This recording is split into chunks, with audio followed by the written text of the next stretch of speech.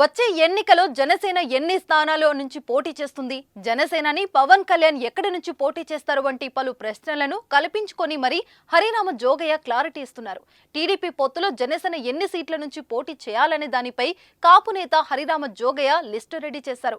అన్ని రకాల చర్మ సమస్యలకు శాశ్వత పరిష్కారం ఈ శ్రీత 9281458181.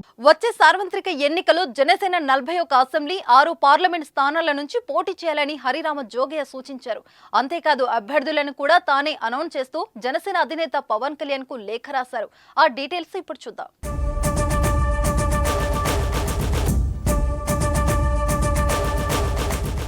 టీడీపీతో జనసేన పొత్తుల విషయంలో తగు సూచనలు ఇస్తూనే ఉన్నారు హరిరామ జోగయ్య.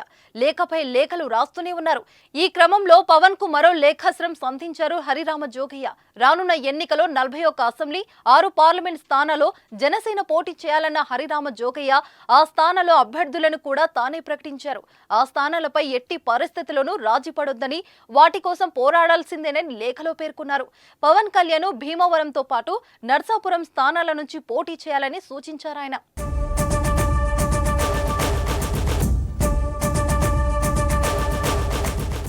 అదేవిధంగా మెగా బ్రదర్ నాగబాబును తిరుపతి అసెంబ్లీతో పాటు అనకాపల్లి పార్లమెంట్ స్థానం నుంచి బరిలోకి దిగాలన్నారు.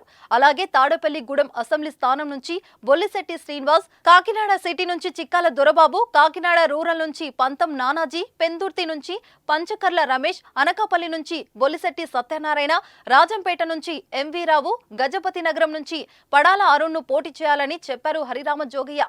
అలాగే నర్సాపురం పార్లమెంట్ స్థానం నుంచి మల్లినేడు తిరుమలరావు, కాకినాడ నుంచి సాన సతీష్, మచిలీపట్నం నుంచి బాలసూరి, అనకాపల్లి నుంచి కొనిదెల నాగబాబు లేదా బొలిశెట్టి సత్యనారాయణ, రాజంపేట ఎంబీ రావు, విజయనగరం నుంచి గేదెల శ్రీనివాస్ ను బరిలో నిలపాలని ఆయన చెప్పారు. కాపు సామాజిక వర్గం అధికంగా ఉన్న ఉమ్మడి పశ్చిమ గోదావరి జిల్లాలో 6 స్థానాలు, ఉమ్మడి తూర్పు గోదావరి జిల్లాలో 7 స్థానాలలో జనసేన పోటీ చేయాలన్న హరిరామ జోగయ్య ఆ స్థానాల్లో టికెట్లు ఇవ్వాల్సిన నేతల పేర్లను కూడా సూచించారు.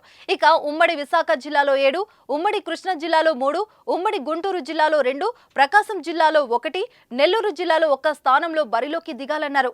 రాయలసీమ జిల్లాలో 9 స్థానాల్లోనూ, ఉమ్మడి శ్రీకాకుళం, విజయనగరం జిల్లాలో 5 స్థానాలను కోరాలని సూచించారు.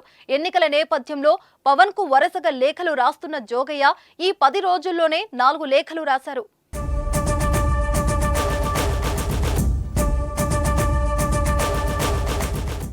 టీడీపీ జనసేన మధ్య సీట్ల సర్దిబాటు జనాభా నిష్పత్తిలో జరుగుతుందా లేదా అని ఇటీవల హరిరామ జోగయ్య ప్రశ్నించారు. సీట్ల కేటాయింపులో శాసించే స్థాయికి రావాలని కాపు కులస్తులు ఆలోచిస్తున్నారని అన్నారు.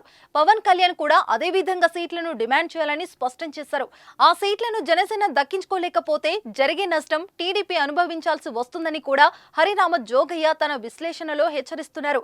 టీడీపీ జనసేన బీజేపీ పొత్తుపై స్పష్టమైన ప్రకటన ఇంకా విడుదల కాకముందే జోగయ్య రాస్తున్న లేఖలు ఆ పార్టీలను ఇబ్బంది పెడుతున్నాయి. మరి పెద్ద ఆయన రాసిన ఆ లేఖకైనా జనసేన అధినేత స్పందిస్తారో లేక ఎప్పటిలాగే లైట్ తీసుకుంటారో చూడాలి.